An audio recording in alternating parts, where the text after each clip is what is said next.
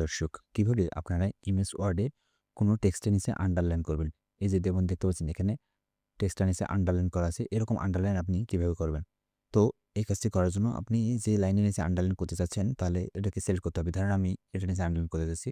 এটাকে সিলেক্ট করব। সিলেক্ট করার পর আমাদের যাইতে হবে এইখানে, এই যে ইউ দেখতে পাচ্ছেন, এইখানে যাইতে হবে। এখান থেকে আমি যদি ক্লিক করি, এই আইকনটার উপরে ক্লিক করলে পরে আমি কেমন আন্ডারলাইন চাচ্ছি সেটা নিচে শো করাবে। ওকে?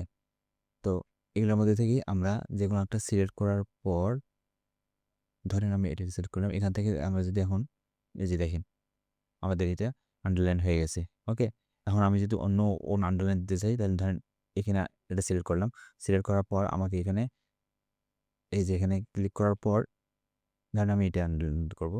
তাহলে দেখেন এখানে আমাদের আন্ডারলাইন হয়ে গেছে। অর্থাৎ আপনি কোনো কিছু যার নিচে আন্ডারলাইন করতে চান ওইটাকে সিলেক্ট করার পর আপনি এই বাটনটাতে ক্লিক করবেন। এই যে ইউ, এই ইউর উপরে একটা ক্লিক করবেন। ক্লিক করার পর দেখতে পাবেন এখানে আপনার আন্ডারলাইন হয়ে গেছে। এখন এই আন্ডারলাইনটা চেঞ্জ করার জন্য আপনাকে এই বাটনে ক্লিক করতে হবে। ক্লিক করার পর আপনি এই যে আন্ডারলাইনটা চাচ্ছেন, সেই আন্ডারলাইনটা আপনাকে সিলেক্ট করে দিতে হবে। দেখি। এভাবেই মূলত আপনারা চাইলে খুব সহজেই ইমেজ ওয়ার্ডে আপনার টেক্সটের নিচে আন্ডারলাইন দিতে পারেন।